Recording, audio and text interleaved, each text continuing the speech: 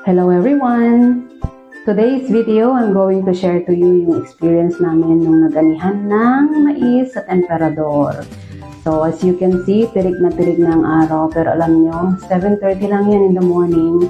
I just want to share to you, hindi ko na maalala kung kailan yung panahon nakarating ako ng Philippines. I think that was elementary grades or high school, I don't know.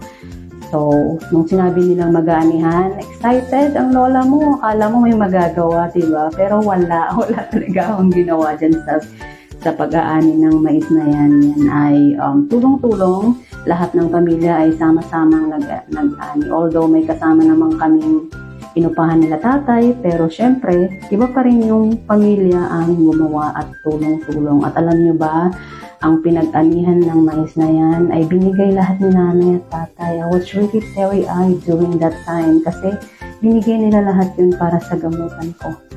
Kaya ang tanging nasabi ko na lang, ibabalik ko lahat soon at lalaban ako kung ano man ang kaya kong magawa pa sa buhay na to. So, yun lang everyone. Masaya lang na experience sa pag-aani ng mais na yan. So, laban-laban lang tayo sa buhay, sa mga pagsubok na darating, kayang-kaya pa yan. Okay? That's it everyone. Bye-bye!